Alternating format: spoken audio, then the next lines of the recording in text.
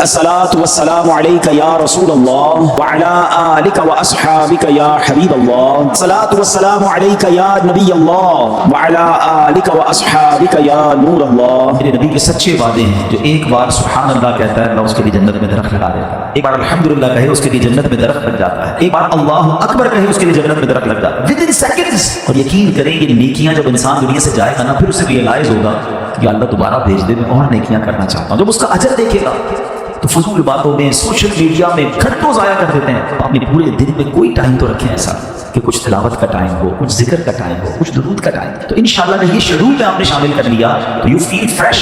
ہاں آپ دیکھیں کہ یہ ذکر و درود آپ کو کتنا ریلیکس کر دے گا. اللہ مجھے بھی اپنے اور اپنے حبیب کے ذکر کرنے والی زبان عطا فرمائے اور آپ کو بھی نصیب فرمائے. آئیے مل کر ایک بار محبت کے ساتھ درود پاک پڑھ لیں. صلو علی الحبیب صلی اللہ تعالی علی محمد صلی اللہ علیہ وسلم. آئیے آج میں آپ کو ایک بڑا ہی دلچسپ واقعہ سناتا ہوں. اپنے زمانے کے ابدال ہیں حضرت سیدنا ابو جعفر بن خطاب رحمۃ اللہ تعالی. ایک بار ان کے گھر پر ایک سائل آیا، ایک شخص آیا جس نے اللہ کے نام پر کچھ مانگا. آپ نے اپنی زوجہ سے پوچھا گھر میں کچھ ہے؟ انہوں نے کہا 4 انڈے ہیں. کہا یہی اس سائل کو دے دو. وہ سائل کو 4 انڈے دے دیے گئے. تھوڑی دیر کے بعد آپ کا ایک دوست گھر پر آیا اور اس نے ایک ٹوکری انڈوں کی پیش کی. تو گھر والوں سے پوچھا یہ کتنے انڈے ہیں؟ تو گھر والوں نے جب گنا تو کہا 30 انڈے ہیں. تو کہا یہ کس حساب سے آئے؟ ہم نے تو 4 انڈے اللہ کی راہ میں دیے تھے. تو گھر والوں نے کہا کہ 30 پورے ہیں اور 10 ٹوٹے ہوئے انڈے ہیں. سالم 30 ہیں یعنی کمپلیٹ پورے 30 ہیں اور 10 ٹوٹے ہوئے ہیں. تو بتایا یہ گیا کہ جب انہوں نے صدقہ دیا تھا تو 3 انڈے سالم تھے، پورے تھے، اور 1 انڈا ٹوٹا ہوا تھا. اللہ اکبر. ہمارے بزرگوں کو یہ یقین ہوا کرتا تھا کہ اللہ کی راہ میں خرچ کریں گے تو اللہ 1 کا 10 یا اس سے زیادہ ہی عطا فرمائے گا.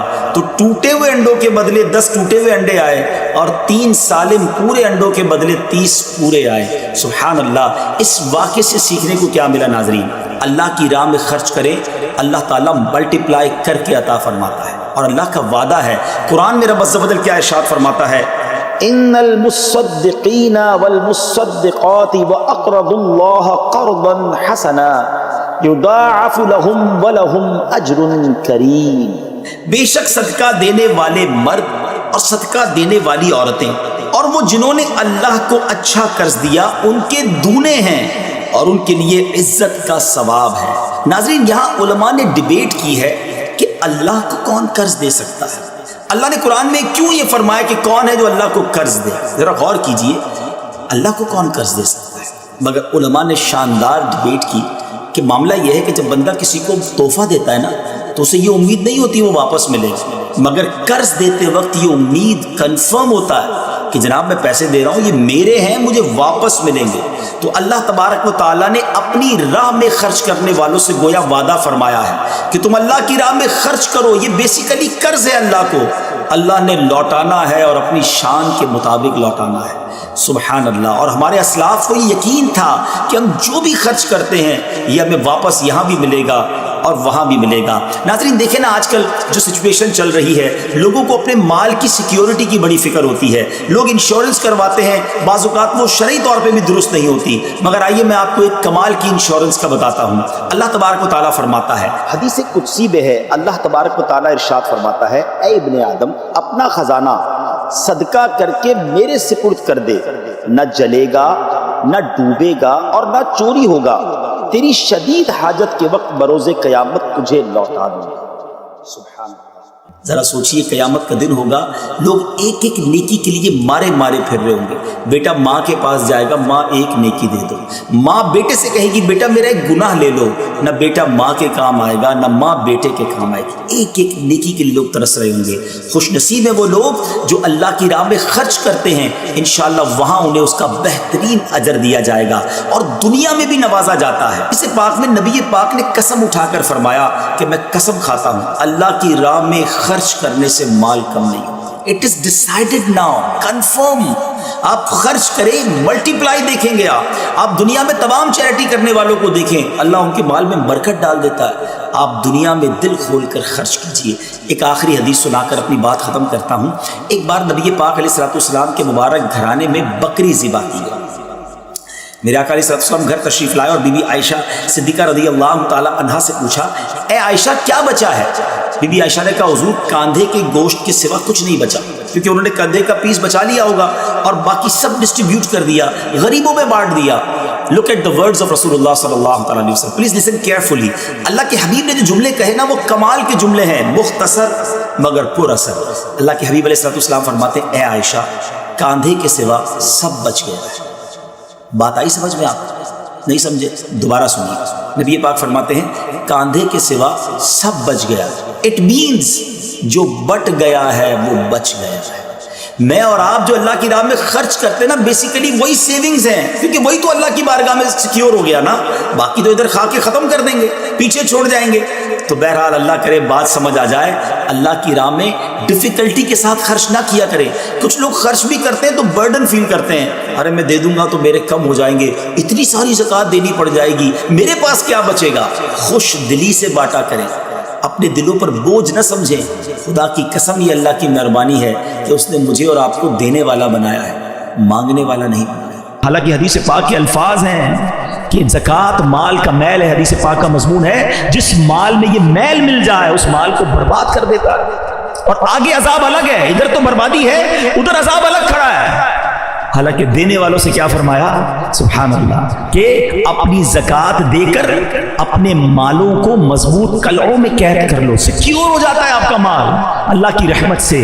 اور ایک کتنی خوبصورت حدیث ہے کہ اللہ کے حبیب فرماتے ہیں کہ رب فرماتا ہے، حدیث قدسی ہے کہ اے ابن آدم، حدیث پاک کا مضمون ہے، اپنا مال میرے پاس جمع کروا دے۔ اللہ کہہ رہا ہے اے میرے بندے اپنا مال میرے پاس جمع کروا دے، نہ جلے گا نہ ڈوبے گا نہ کم ہوگا، میں تجھے اس دن لوٹاؤں گا، نہ جلے گا نہ ڈوبے گا نہ چوری ہوگا، یعنی کم نہیں ہونا، اور میں تجھے اس دن لوٹاؤں گا جس دن تجھے ایک ایک نیکی کی ضرورت ہوگی۔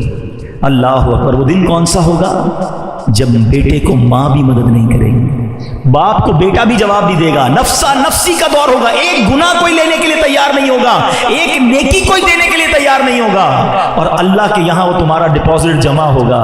جب رب فرماتا ہے میں تمہیں اس دن دوں گا جس دن تمہیں ایک ایک نیکی کی ضرورت ہوگی، پھر خرچ کرنے میں سوچیں۔ رمضان سخاوت کا مہینہ ہے، رمضان عطاؤں کا مہینہ ہے، اور آپ بانٹے جائیں۔ اگر زکوٰۃ دے بھی دی نا اور نیکی کا کوئی اور کام آ گیا اور دے دیں۔ اور یہ بھی حدیث پاک کے الفاظ ہیں کہ گن گن کر خرچ نہ کرو، ورنہ وہ رب کریم بھی تمہیں گن گن کر عطا فرمائے۔ نیکی کا کام آ گیا ہے، زکوٰۃ دے چکے، ارے لوگ کہتے ہیں بس ہو گئی بھائی زکوٰۃ اگلے سال آنا، ارے اللہ تمہیں دیے جا رہا ہے، ادھر سے تو بریک نہیں لگا جو اللہ کی طرف سے عطا ہو رہی ہے، تم بھی دیے جاؤ، اللہ اور عطا فرمائے گا۔ ایک بات آج یاد کر لیجیے، ویسے تو میرے آقا علیہ السلام جو فرمائے حق ہے، مگر نبی پاک نے یہ فرمانے سے پہلے کیا انفسائز کیا، تاکیداً کتنی شاندار بات فرمائی۔ حدیث پاک کا خلاصہ ہے کہ میں اللہ کی قسم کھا کر کہتا ہوں راہ خدا میں خرچ کرنے سے مال کم نہیں ہوتا۔ تو ڈیفینیٹلی ہو گیا نا کہ آپ نے خرچ کرنا ہے اور یہ کم نہیں ہونا۔ کیلکولیٹر کہے گا کم ہو گیا، ہاں یہ بتا دوں، لاکھ روپے میں سے 5,000 دو گے تو 95 ہی کیلکولیٹر بتائے گا نا۔